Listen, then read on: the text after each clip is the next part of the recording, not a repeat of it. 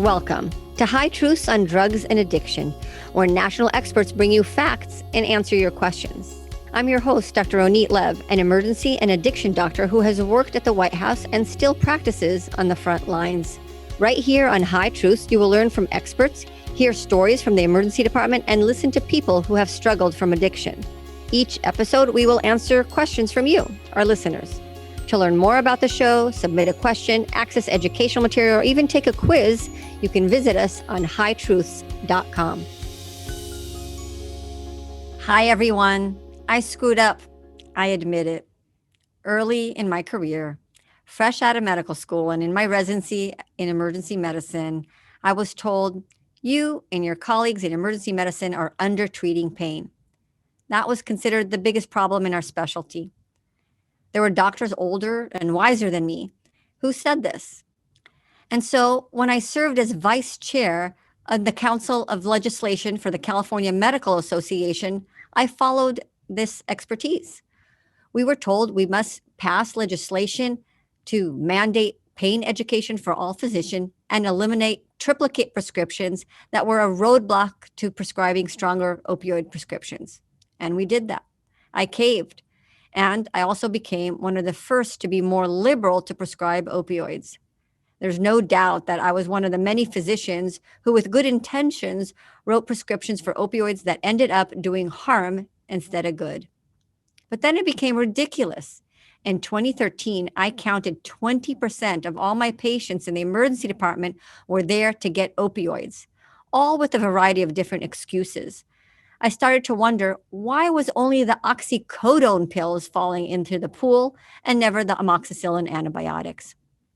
There was drama in the middle of our hallways with patients screaming, I know my rights, I'm not a drug addict, and we got threats, I'm going to get you fired if I don't get the drugs I need. It wasn't until community leaders, not in medicine, reached out to me that I learned that there were people angry with us for injuring them from liberal opioid prescribing. I got to see the other side of the population, not just from patients demanding prescriptions. Was I duped by Big Pharma? I never had a salesman knocking on my door. We don't let them in the emergency department. And I never had fancy dinners or trips from opioid sales representatives. Although, thinking further, I do remember once in 1989 that my husband, as a dental student, received free opioid pill samples for Lorcet, a prescription drug of opioids, and he got a prescription pad with all the information on how to prescribe written already, so he doesn't have to cramp his hand and he could just sign his name and give it to patients. I was one of the first physicians to resist this trend. And when I did, I was told by colleagues that I was not compassionate. They were more compassionate for prescribing, but they were wrong.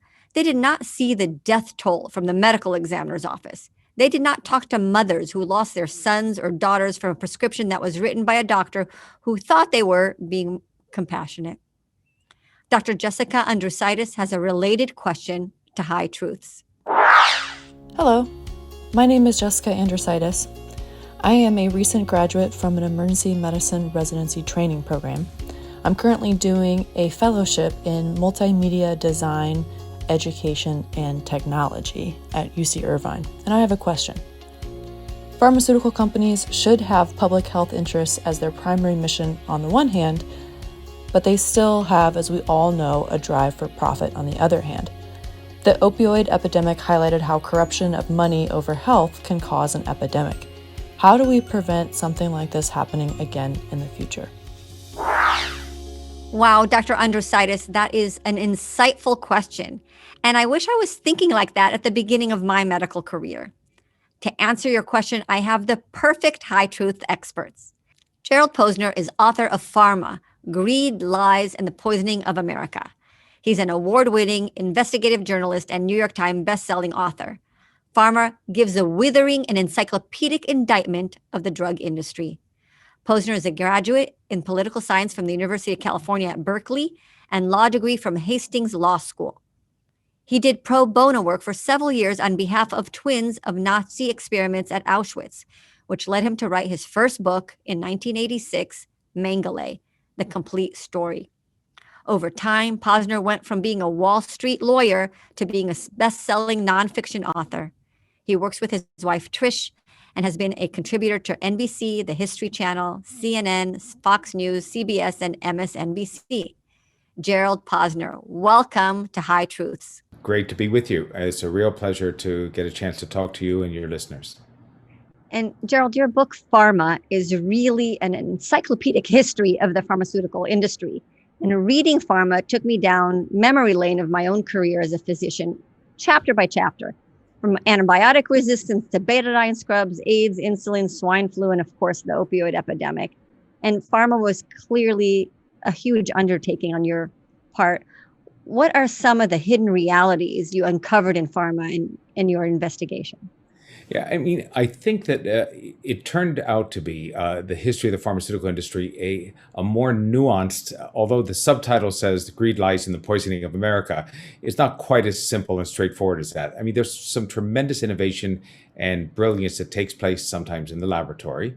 And then it runs in occasionally to a little bit of greed or over marketing in the boardroom or in the marketing department. And so there's a conflict often. We have medicine and the drug industry is a for-profit business, which is fine.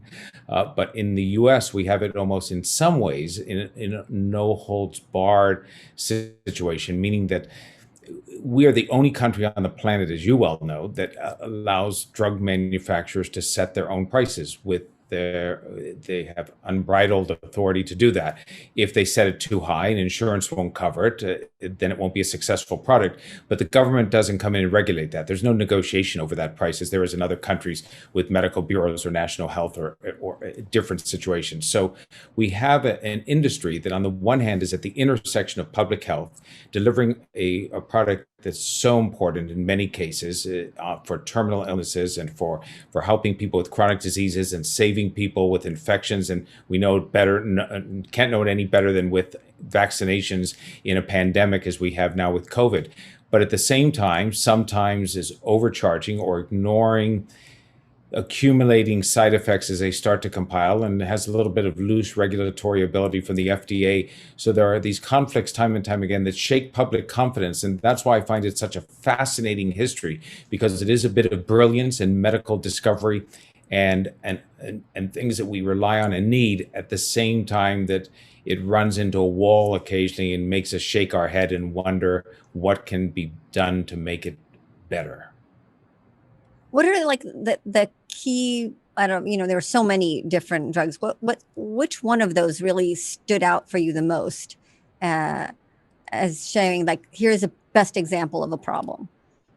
Well, I mean, in some ways, yeah, the opioids is the one that we think of as most often because it's a drug that's not necessarily a life-saving drug, but a drug for quality of life that makes a tremendous difference. Terminal end-of-life pain, something that people try to treat, and then all of a sudden you get a long, release, slow-release opioid that's marketed for more than end-of-life terminal cancer pain, and it starts to get marketed for moderate pains and osteoarthritis and things for which it wasn't necessarily approved in clinical trials. And it's greatly overprescribed, and we know the problems with that. But often it's even earlier drugs, I think, so that some of the drugs that come out and start off as wonder drugs, I mean, clearly antibiotics, penicillin, one of the greatest discoveries in human history, and one of the most important, it changes everything and makes modern pharmaceutical industry. But as a result of overprescribing it, starting in the 1950s and 60s, from everything from sniffles to the cough to whatever, when people had viruses as opposed to really having a bacterial infection, we were unwittingly, in most cases, building up antibiotic resistance, which we now have a problem with superbugs for the last 15 years and will only continue to get worse.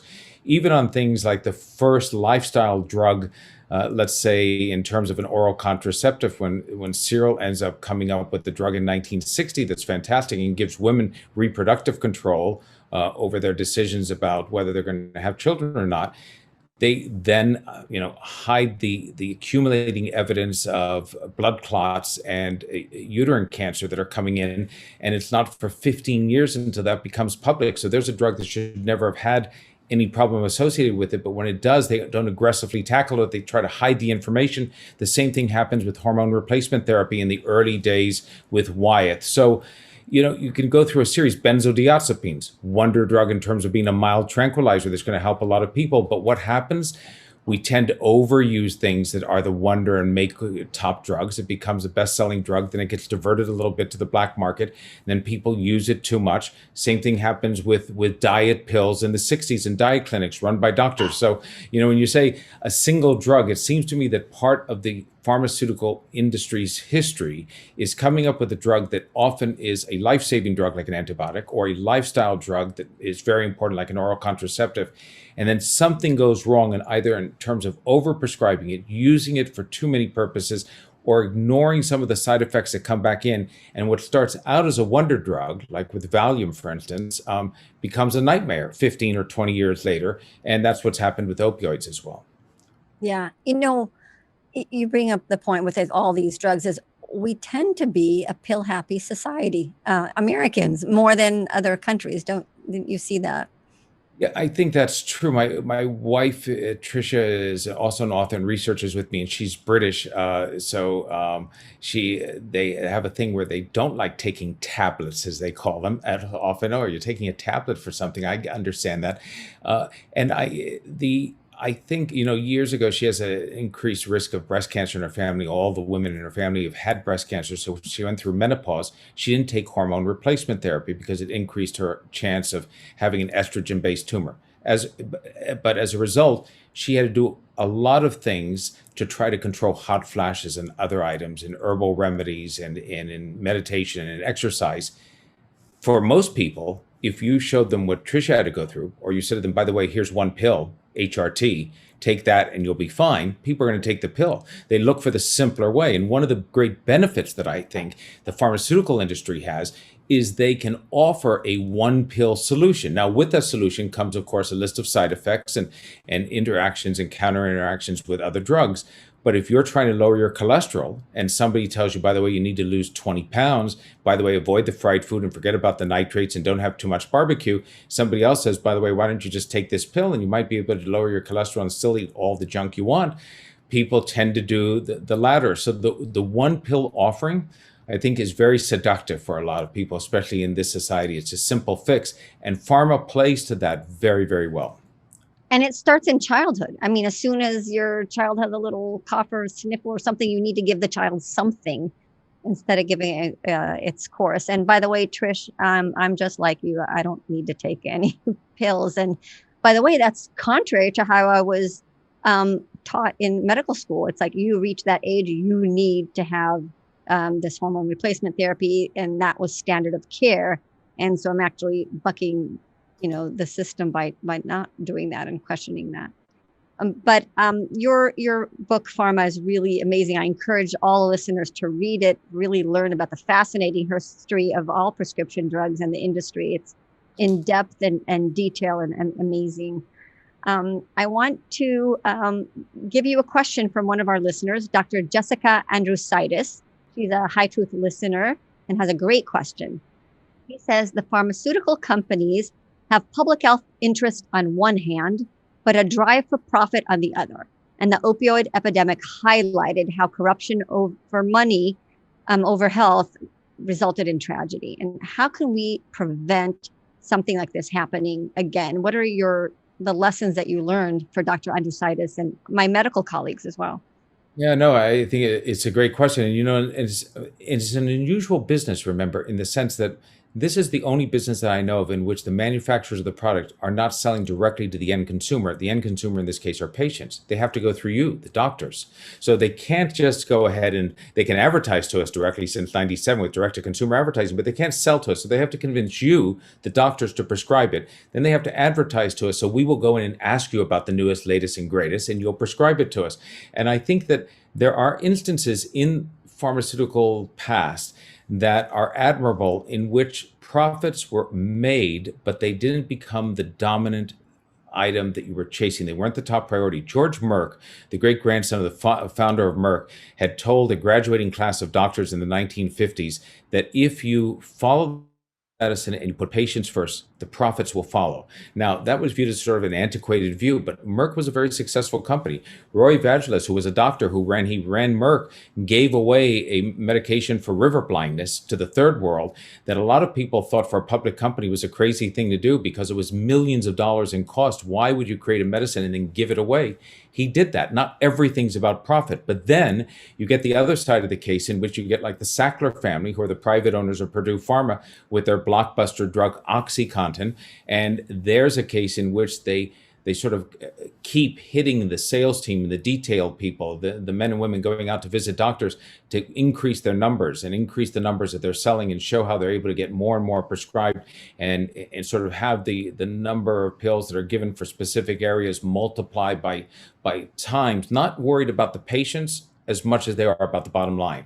So when you get a drug that's addictive at the same time, and it's the only drug you have that's a success as a company, because, for instance, Purdue did not have a long bench of other drugs waiting for them, it's $35 billion in sales from the time it went on sale in 1996 through 2019. The family became billionaires, $14 billion according to Forbes. And when that's what you're chasing as a top priority, it's problematic. How do you stop that? You stop it, of course, with a much more diligent FDA, who at times was lethargic about the response, for instance, to the opioid crisis, fought with the DEA over whether, in fact, OxyContin and other long-term release opioids were as addictive as some thought. And you also try to control it with overprescribing doctors, which there are some who turn it into a pill mill, and later they will lose their license, but it takes a while for that to happen. There are pharmacies in which there were problems. There are distributors. There's Cardinal Health. There's AmerisourceBergen. Some of the biggest companies in the country know exactly where every pill is going. They know when a small pharmacy in Kentucky with a town population of 5,000 is getting 2 million pills and something's wrong, but they're not reporting it because they aren't obligated to. So there's a whole series of things in the what can be done to fix it routine. And I'm surprised that Congress, the presidency, state legislatures haven't done more to plug up some of those loopholes. That is amazing. And I hear what you're saying true, again, not just for opioids, but for anything. The problem is, it's really a top level approach that you're proposing. As a physician, how do I know that I'm not getting, being told that I should prescribe naloxone 8 milligrams, a new formulation, instead of the traditional naloxone 2 milligrams? And I mean, to me, right now, it just sounds like a for-profit change. But, even as physicians, we wouldn't necessarily know that. And how would consumers know that? No, you're absolutely right. I think that's one of the most interesting things is that clearly the business is built around the idea, and Congress's idea on this through the 60s when they did the big reforms in 1962. They were first focused on pricing, then they did it instead on safety. They institute the clinical trials and the slow process of approval. Drugs have to show that they're actually doing what they claim they do for therapeutic purposes. That was never required before. They have to show a higher standard of safety. Even when that is all put through, the idea is that doctors are trained so well. They know the science, they know the medicine, they know the drugs. They will be able to make the decision as to whether the advertising is a little too aggressive or is false. And that turns out it's not true. It's impossible. You're overwhelmed. You have your practices. You're in an ER service yourself. Others are running full-time practices. They're on hospital services or doing the number of drugs coming out are too great. The opioid epidemic proved that. And I really saw that firsthand. When I was young in my career, it's like, okay, I'm going to do what the older doctors do. And then I realized that that's not smart. And watching and really learning from the opioid epidemic, doctors are not that much smarter than the public when all of that comes. We're getting the same information as everybody else. We think we are smarter, but we're really not. And I think you're susceptible sometimes to what detail teams will end up telling you and what's taking place. I mean, there's that great loophole inside the pharmaceutical medical field, and that is the ability to do off-label dispensing. So put aside all of the items that are controlled substances, you're pretty much able, in your expertise as physicians, to take a drug that you're using for one purpose that's been approved by the FDA for X and say, okay, I think it's going to work for Y. And sometimes some great drugs have been found that way, and occasionally just side uses of drugs, drugs that were originally meant for hypertension that ended up growing hair for somebody, or it led to erectile dysfunction. Drugs that weren't originally intended for that have made a lot of money for corporations.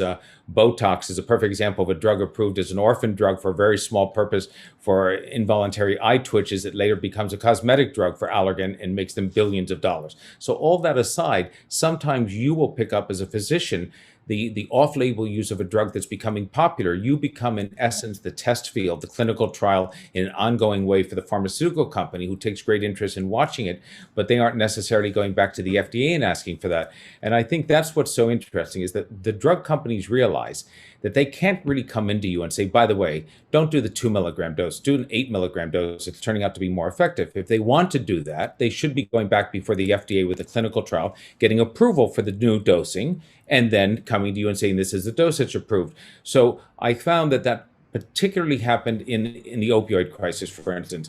You would get representatives from, and this includes Johnson and Johnson, Teva, a number of the manufacturers, particularly Purdue, who would go to physicians and say, by the way, we're showing great success with this with osteoarthritis. Now, in fact, the trials that they had submitted to the FDA and trying to get approval on 96 showed that it was not effective for osteoarthritis. They then claimed that they had some results in Europe in a non-randomized, not a double-blind study, not the gold standard, that showed it was effective.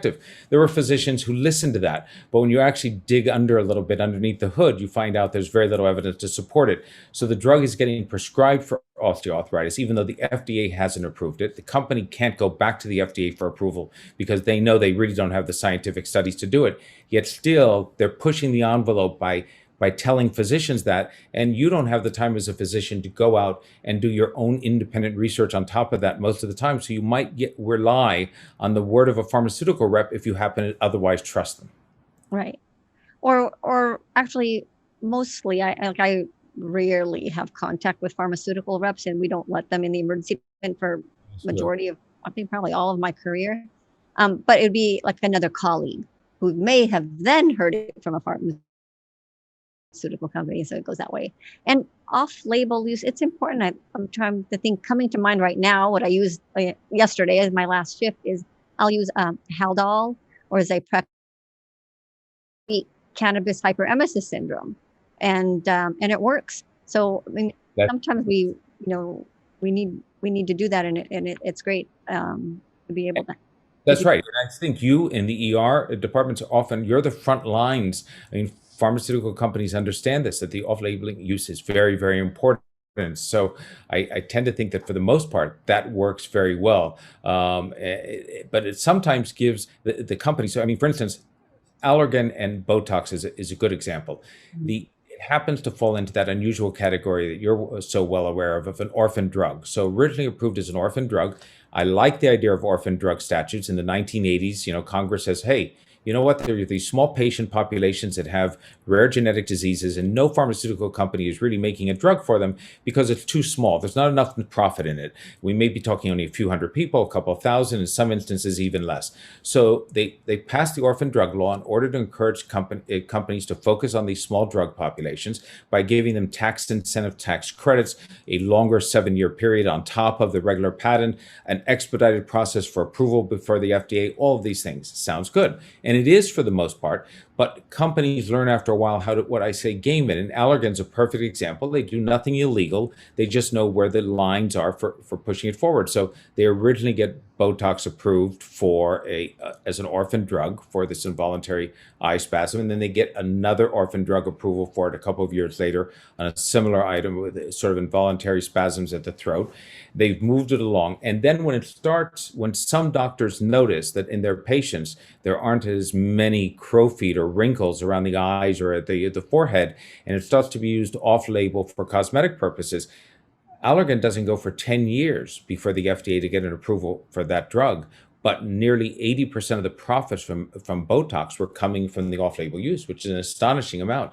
At no time does the FDA then go in and say, by the way, You're selling most of this drug for an unapproved use. Please go ahead and conduct the trials to make sure that it's safe. Finally, they did that, and they did get it approved as a general drug for that purpose.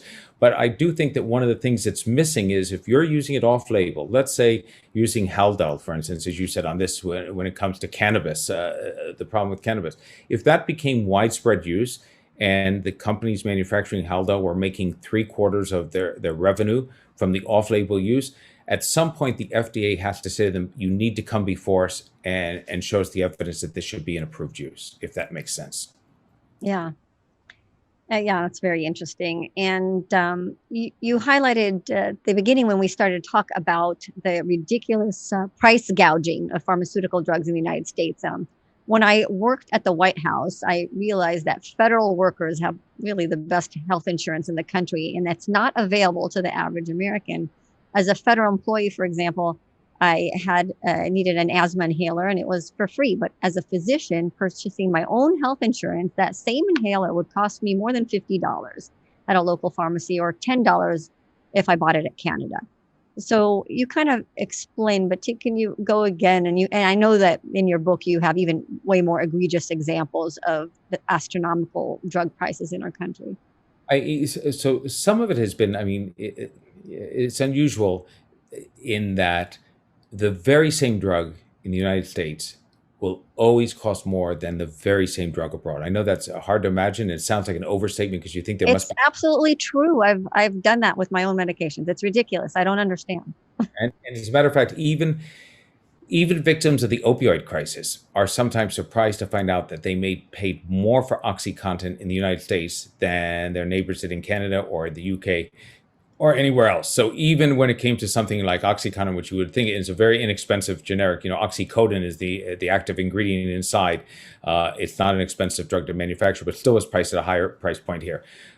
Just as a matter of fact, when Regeneron and other drugs were put out, as you know, in the early part for therapeutic purposes, in the pandemic, they were priced at $3,300, let's say, for a 5-day treatment in the US and $2,200 abroad. So it's just the way that the business operates because they can in some ways.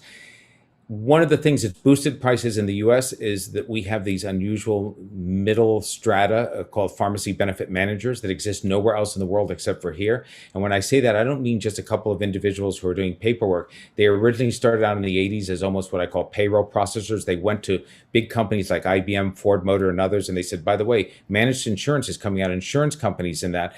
You're going to have to apply for all of your employees, millions of employees over time. The different processes for applications for drugs and what drugs are approved and everything else. It's all this new paperwork. We can process the paperwork. We'll be like payroll processors. Great. So they got in the 80s, and then over time they said to the companies and the insurance companies, we can also come up with the formularies, the drugs that are approved for different policies depending on what they are. Once they had that power, they were really in a great power. So today, pharmacy benefit managers get rebates often from drug manufacturers in order to put a drug on the formulary, not because it's the cheapest drug, the best drug, but because it's the drug for which they've received a rebate with no transparency requirement. It's not illegal for them not to disclose that to the pharmacist or to anyone else. And as a result, we have an inflation of drug prices by the fact that they are involved in about 85 to 90% of all of the prescriptions that are given in managed care around the country and in private insurance as well. And in addition, we have a reformulation of what I call orphan drugs. People have found orphan drugs that have come off of patents, and then they have taken it and slowly raised the price to see if it will stand the market. And it does. We've had everything from EpiPens, which aren't orphan drugs, which have gone up in price by 7-fold, and people had trouble explaining why that was the case, to insulin, which we thought when we had synthetic insulin, there'd never be a shortage again, and yet we continue to see spikes that at times are eye-boggling. So it's hard for me to explain in every situation why we have it. Sometimes it's greed, sometimes it's supply chain problems, and sometimes there are shortages, but there's no doubt whatever the price is here, you're going to find it cheaper somewhere else. It's interesting you bring up the pharmacy beneficiary manager. I am an advisor in a committee for a large Medicaid health plan here, and they present all the data. And just like you say, we approve the formularies, but we we make decisions based on price for the health plan, to make it cheaper for the health plan. And then I think that goes down for the patients as well, who are not paying. So I'll have to look into that Yeah, more. very interesting. And on Medicaid, you might have a situation in which the government, the government always used to say who was the manufacturer who built the elevator in this building. It was the one with the lowest bid. So Medicaid might have that requirement that they have to come in with the lowest bid. Now the question is, and this is that area in which I've seen pharmacy benefit managers will sometimes be able to get a rebate from a company on a given drug, and if they want to give some of that rebate back into the pharmacy to cut the price at the end,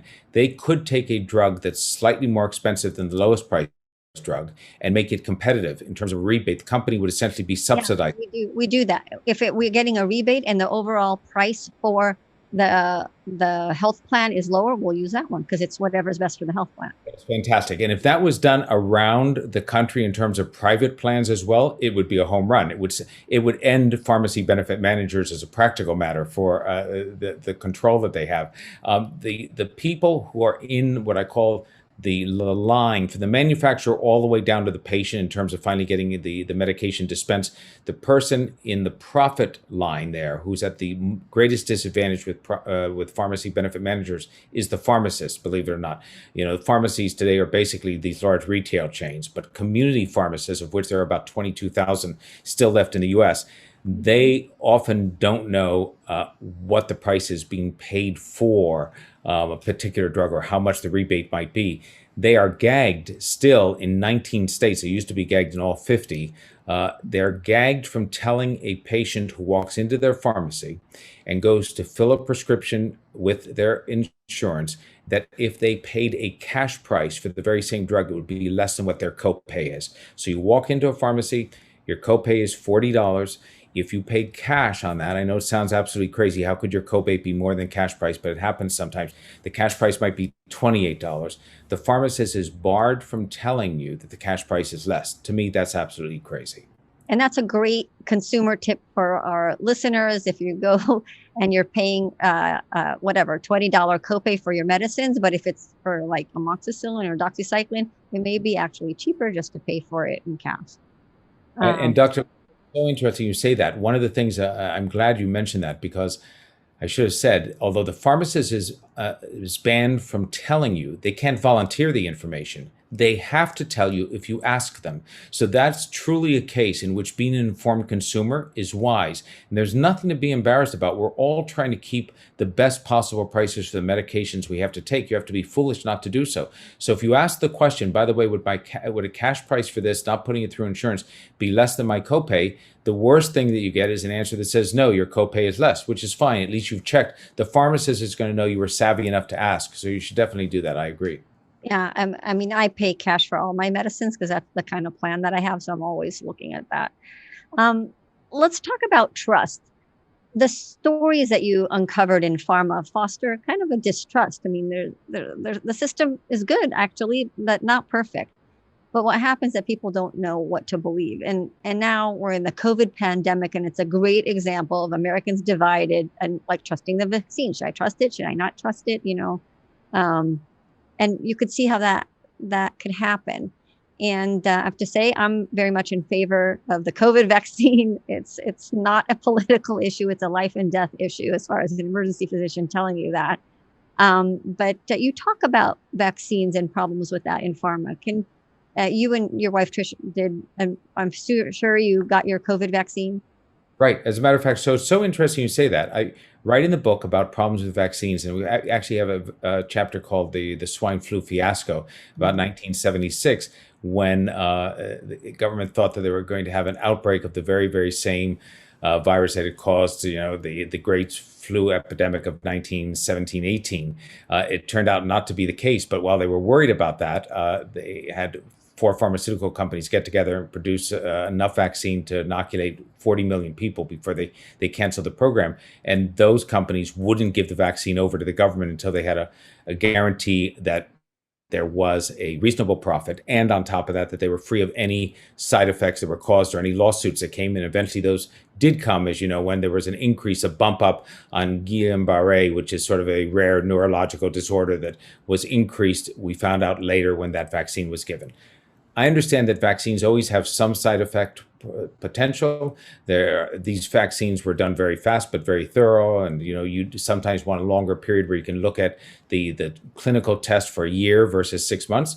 But Trish and I went ahead and got our vaccines. We were early on Pfizer. We, matter of fact, are 6 months past our second dose of our vaccine. So you weigh the evidence, you look at the science, you decide what's best. People tend to want 100% certainty, and that's impossible in medicine or science or anything else. So they think, oh, tell me, by the way, that I'm going to be able to get a vaccine, not have any short-term transient side effects that I don't like, and that I'm going to be absolutely protected from any serious side effects with COVID. No, vaccines aren't quite the magic bullet. They are sometimes. They're wonderful on things like change the world on polio. I understand that, and on smallpox. But we have to realize that the best we can do is look at the science, weigh the evidence, and then go forward. And there's so much misinformation out there today. Yes, it's really. And part of the problem, I think, Dr. Lev, is that people have a distrust of pharma itself. When I say that, Big Pharma. Yeah. And they hear the bad stories about the opioids or some greed situation or somebody that's ripped them off. They don't hear the good scientists. They don't realize how many people are working on coming up with cures, really literally, for cancer that can change the world in the coming decades in terms of genomic ways of treating cancer. A lot of things that are happening that will be absolutely revolutionary. And it's unfortunate because I think that their distrust of pharma then comes into a distrust of government, which they have. So now you have government telling you, by the way, be sure to get the vaccine. And the combination of the two is enough to make them throw their hands up in the air, and they don't do it. And that's unfortunate because I think that distrust works to our detriment, especially on something like we're now with the pandemic. That's very true. And so you mentioned, yeah, really the great collision of distrust of pharma and distrust of government. That's a crash. But I think it spills over to distrust of medicine and doctors and what I do. Do you think so? I think that for some reason, I think that doctors are not immune, certainly not immune from it. But the reason that doctors are still held in a better overall position, and this is a very unscientific opinion I'm giving you, meaning that from my conversations with lay people and those who have responded about the book and talked about the book, they still view doctors as being the last sort of barrier of good behavior and important science. Now, that doesn't mean that they don't sometimes blame doctors, and boy, in the opioid epidemic, but those doctors are the overprescribing doctors, the doctors who sort of lost their way and somehow, wrote too many prescriptions. And so there's always a reason for that. But I think that doctors are held in a very high esteem and in a different way than drug companies are. And there's no doubt, even if you get, and you realize this so well, you get somebody who happens to think conventional medicine, Western medicine, they don't like allopathic medicine or whatever else. I guarantee you, if they have an appendix that's about to break, they're going to end up in your ER. And at that moment, they're not worried then about all their concerns about medicine. They're going to fade away when you're trying to save their life. Yeah. And I can say it for myself and my colleagues, and I'm sure there's bad apples in any profession, but most of my colleagues are into medicine, are in it to help humanity and to help people and not for profit. I mean, we really sacrifice of ourselves to get into medical school, to get out, and residency and years of training and debt, and even, jumping in, feet head first to this pandemic to help out, even though we thought we would die from it.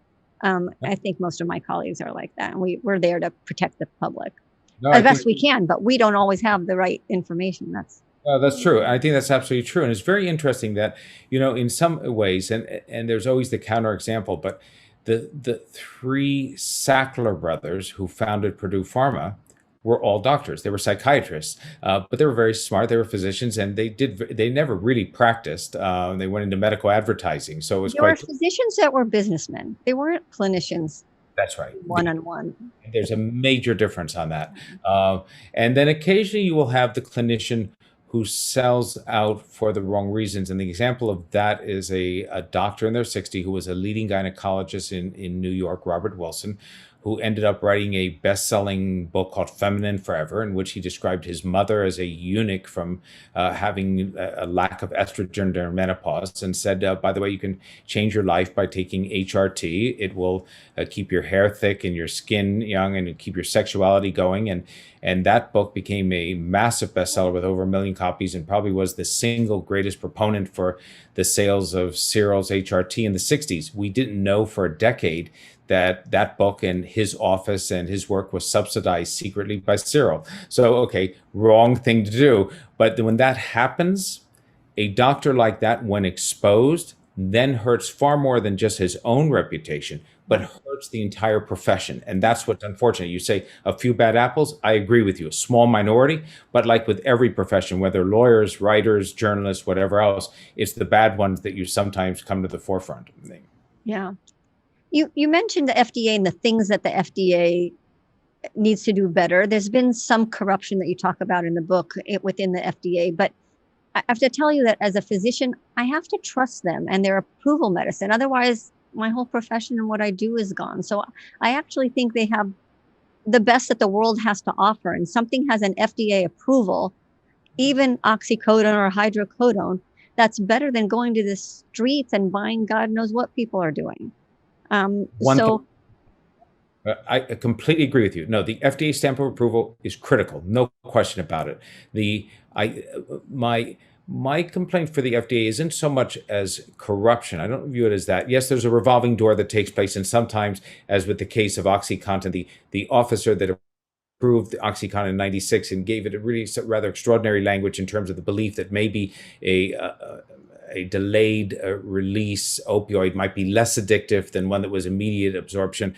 Went to work for Purdue a couple of years later, very large salary, but that's often in government service. As you know, you're working over at the FAA and you end up working later at Boeing or that. So that happens.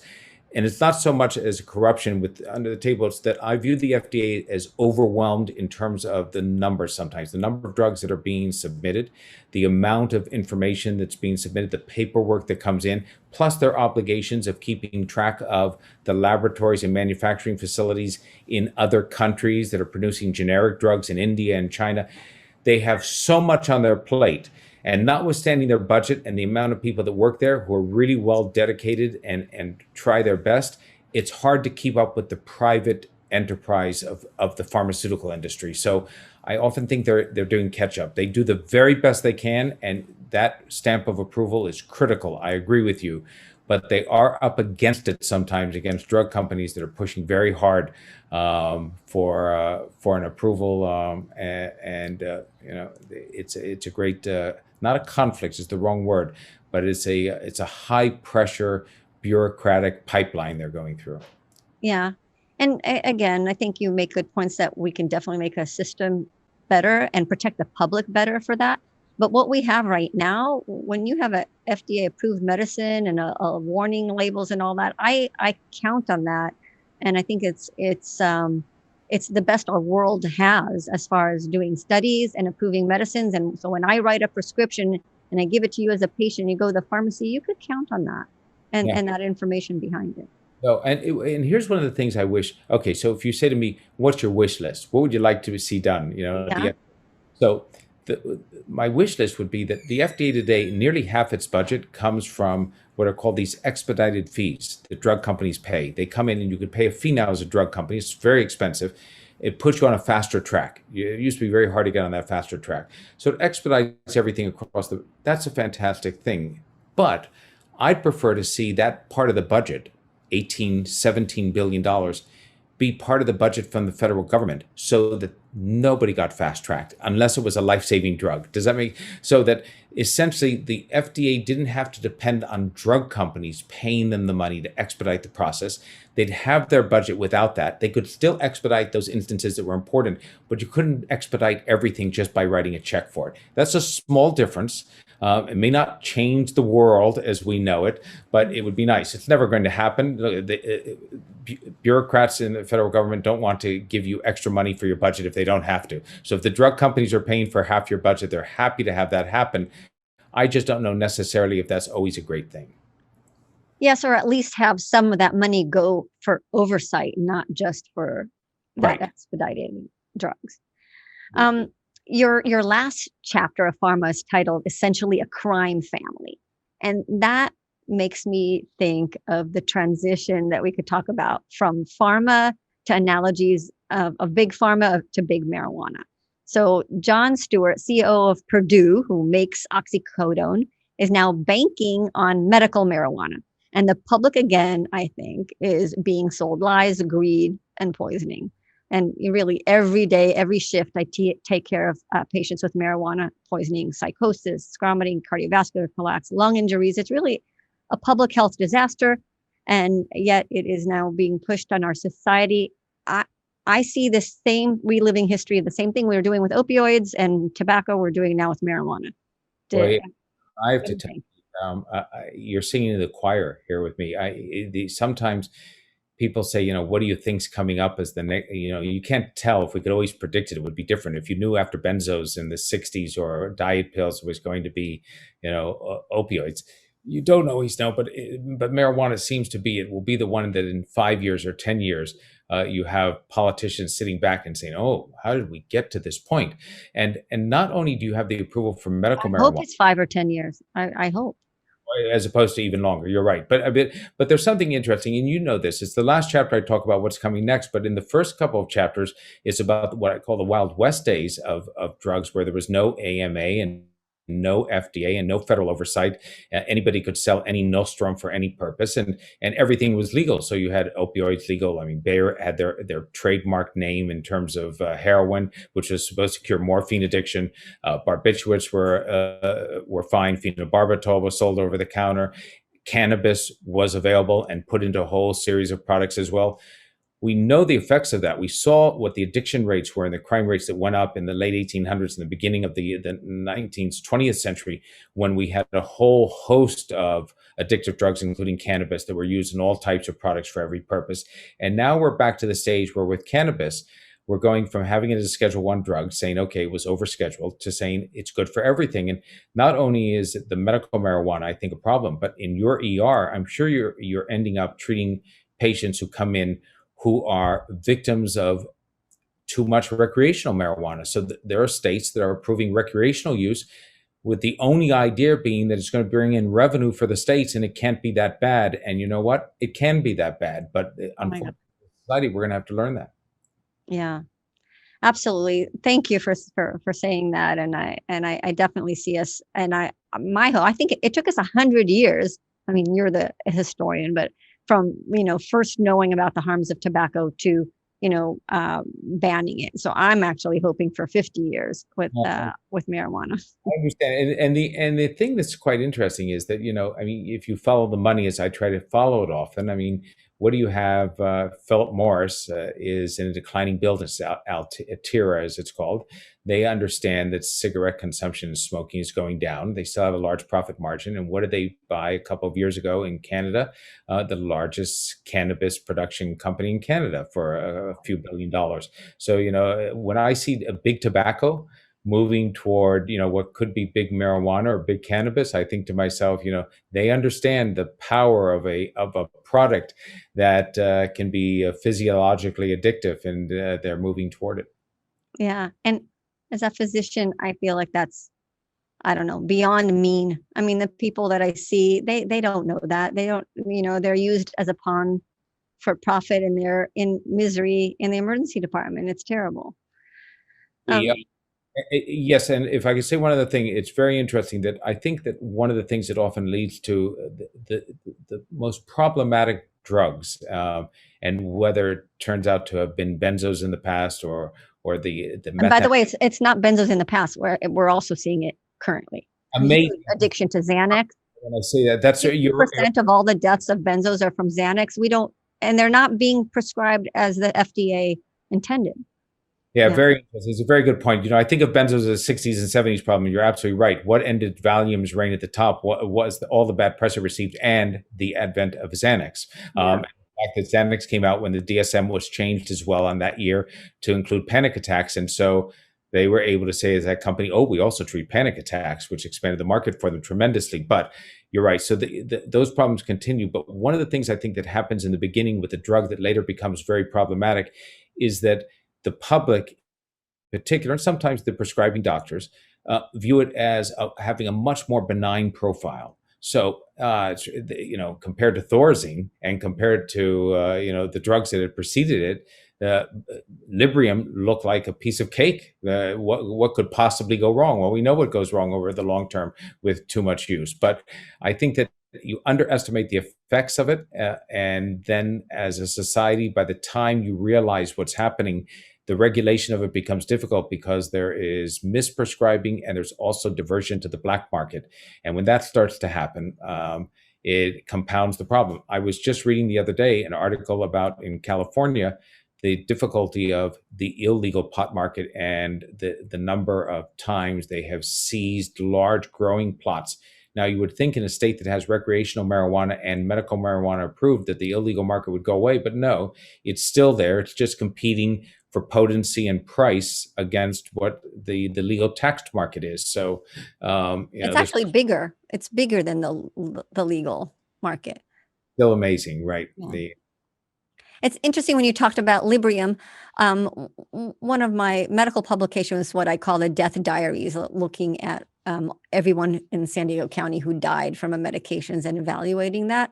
And one of the things that I did is do a fatality index. So I looked at all the top prescriptions from the state PDMP, Prescription Drug Monitoring Program, and compared them to deaths. And the number one pill per death ratio was for Librium.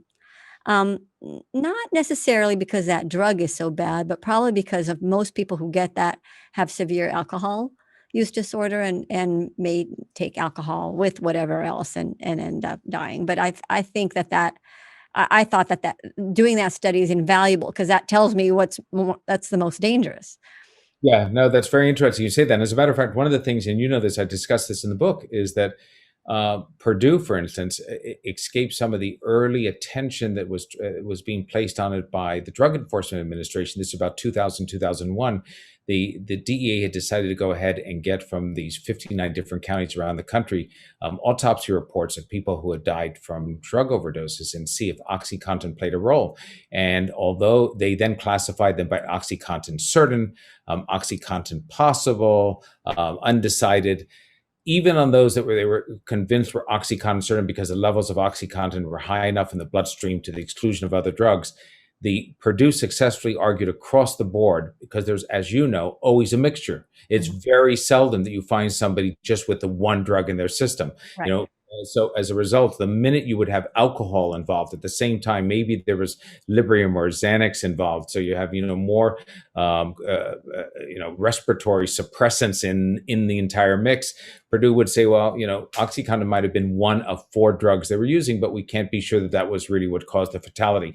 And for years, that mixture of drugs worked to the benefit of the manufacturer in terms of making sure that they really didn't have too much of an onus on them for being responsible for a spike in deaths. Absolutely. And yet, and then again, I went very laboriously through every single person who died and looked at that, but you still have to look at the aggregate. It's harder to actually prove. And I'm doing the same thing now with marijuana. So, I looked at all, for example, small numbers, all suicides in teenagers, age 15 to 18. 70% of them were positive for THC. Did the marijuana kill them? No, the marijuana didn't kill them. It was a suicide. But you have to ask your question. You can't say, okay, well, let's wait 50 more years and actually prove it Yeah, before you see that there's a problem. Now, one of the things you're running into, I do think, on marijuana is different than on what I call regular pharmaceutical drugs. So, you come up with a drug to control cholesterol or lower hypertension. The manufacturer is going to make money on it. It's going to be prescribed through the system. Hospitals and insurance companies are going to pay for it, and patients are going to pay for it. The government isn't necessarily making money on top of that drug, but they are making money on top of cannabis. So it's a tax revenue now that's coming into the states. They need that money. They like it the same way some of them embrace gambling and off track betting that had come into some of the states over time. And when they become dependent on that source of income, there's an ingrained tendency to push back against anything that's counter to the narrative. And as a result, when you say, by the way, I think I have some problems over here on the number of people I'm seeing in the ER, or I see a correlation with the number of people that might have committed suicide or that, instead of embracing that information and running with it, they're looking for reasons to diminish the importance of that because they don't want anyone to upset the apple cart. And I think that's going to be part of the problem here, is that we may have some of the states and the leaders who should be responsible dragging their heels when it comes to the potential downsides of cannabis because it's going to be a source of revenue that they like. Gerald, you're amazing, and this is such a wonderful conversation. What's your next project? You ask a great question. Trish and I have been talking about that daily for a few months. We are not sure yet. We know it will be something different than pharma because I always go on to some subjects of which we know nothing about at all. And then we learn from the ground up. It took a year on learning the sciences around this before I could ask intelligent questions of those people I wanted us to interview. So we're looking at a couple of projects that might take place about sort of looted art and lost remnants of Nazi gold and the start of some early international terrorism and a CIA program that went awry. But I don't know if we're going to be able to nail that down. So that's what we're looking at. Interesting, fascinating. It's wonderful to have a partner in doing your adventures. I want to really thank Dr. Jessica Andrusaitis thank you for your thoughtful question. I wish you success in your fellowship and your career as an emergency medicine and education of medicine. And your questions are certainly the ones that we should be asking. And Gerald, thank you so much for your investigative journalism on pharma. I wish you success and lots of sales on your book, and people should buy pharma and learn the details, not just of opioids, but the entire industry of the pharmaceutical companies. Yeah, thanks so much, Dr. Lev. I mean, when I hear from you as a physician, and I've heard from other doctors as well, they say, oh, I knew this, but I didn't know that part over there in that chapter, or I learned this about this, and now I can't wait to. So it's so great because you each pick up something different depending on your area of practice. And I think it puts you in a position when you are dealing, and you said, you don't deal with the drug reps, so you're lucky. But for those physicians who do, it gives you a little position of a different type of authority when you talk to them next time. Thank you for listening to High Truths on Drugs and Addiction, where national experts give you facts and answer your questions. This week's episode would not be possible without the generous support from our sponsors. A sincere and warm thank you to CCR, Center for Community Research in San Diego, enhancing public health and safety through informed action. If you would like to sponsor a show, we would be honored and grateful. Please contact us on hightruths.com. We thank you for listening and hope you will help our rating by giving us 5 stars and subscribe so you won't miss any of our informed, packed weekly shows. Visit our website, hightruths.com, to submit a question, take a quiz, or download a free prescription for naloxone. Until next week, this is High Truths on Drugs and Addiction. Our producer is Dave Rivas from Davy Boy Productions. I am your host, Dr. Ronit Lev, and we hope we brought your day a little bit more high truths.